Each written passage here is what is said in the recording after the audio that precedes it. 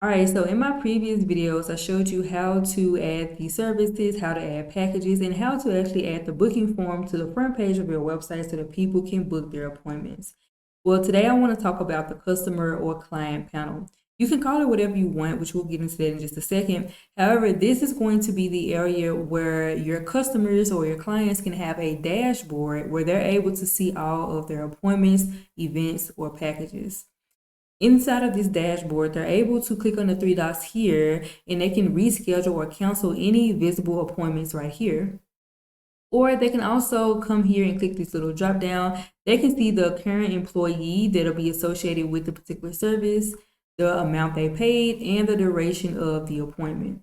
We scroll down here, we see 30 minutes for the eyebrow waxing, but an hour and 30 minutes for the hydrating facial.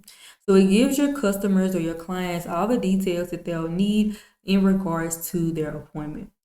Even if they were on the packages, which we did discuss the packages in the previous video, so if you missed that, be sure to go ahead and click that video and watch that one.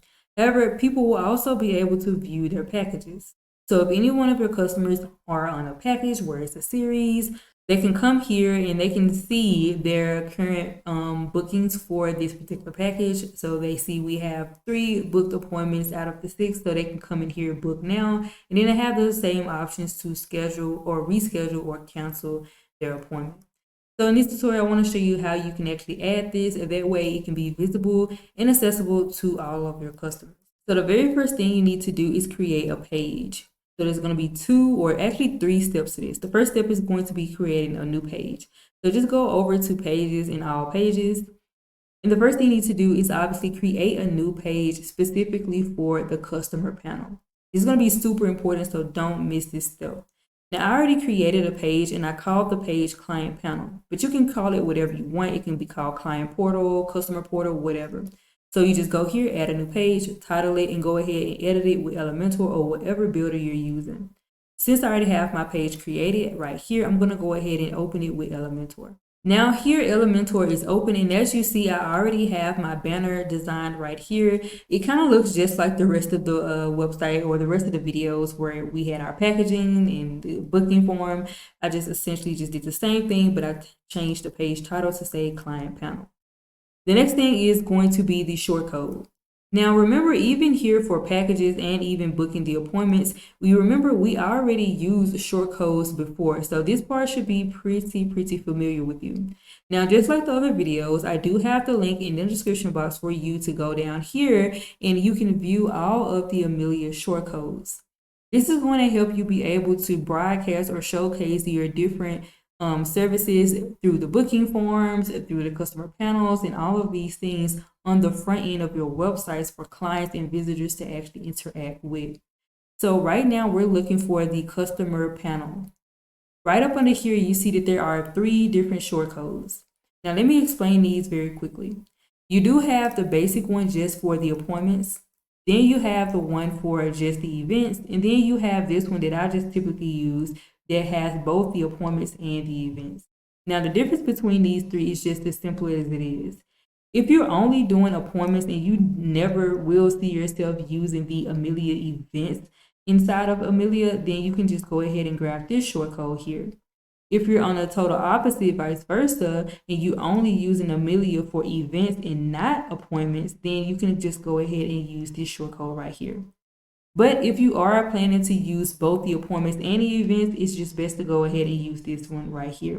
And that's the one we're going to be using in today's tutorial. I'm just going to go ahead and copy this shortcode right here. That's what you'll be doing too. Back inside of Elementor or whatever page builder you're using, you just need to drop in a shortcode widget. So I'm going to go up here to the elements button here, and I'm going to just type in shortcode. And I'm just going to drop in the shortcode widget.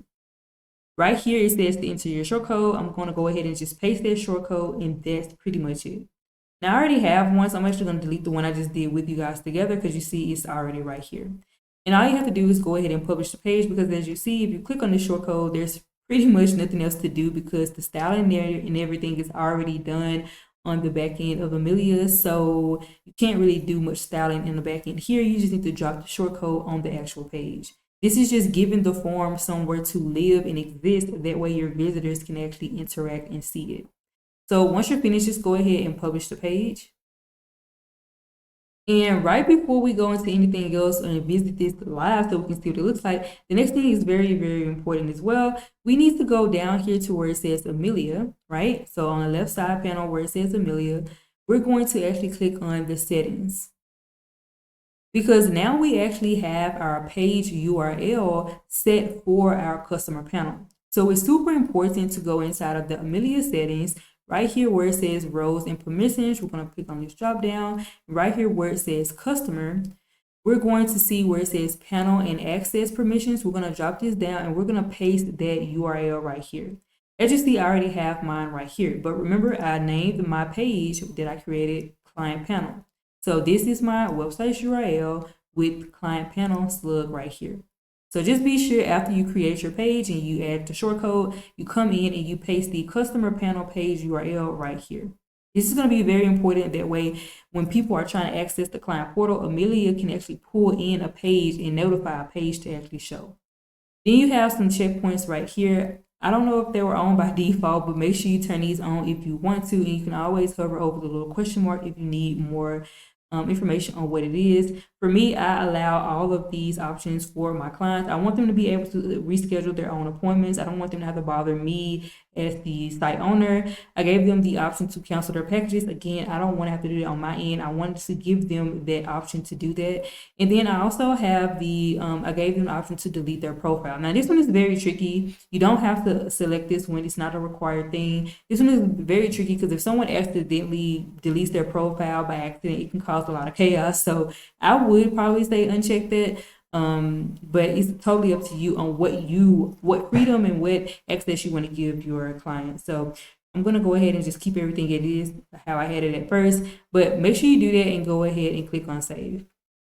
So now that we already have the page created, we've already added the shortcode on the page. That way it can actually be visible on the page. And we've already added our page URL right here. That way Amelia can read it. Now we can actually go visit this live on the website. So putting in that same exact URL right here, as you see, this is the client panel. This is the page that we created. And now we see the shortcode sits right here. And as you see at the very top, it has the testing name. This is the testing that I used to create my appointments. Like I said, we did the packages on the previous video. This is the name that I used. And as you see, I'm able to see all of my appointments right here. So as you can see, they can go in here and they can view more details like who the employee is, payment, and the duration. And they also have the option to reschedule and cancel. But remember, on the back end, you can change that if you don't want to give them those options. Even if they have events, I don't have events set up. Be sure you guys are subscribed because I'm actually going to be doing the events next. So be sure you guys are subscribed and your notification bell is on. But they can also see their packages. So if anybody have packages, they can go in here and they can edit or cancel or book their next appointment and so on. They can even click on their name and they can edit their personal information, and they can even update or change their password.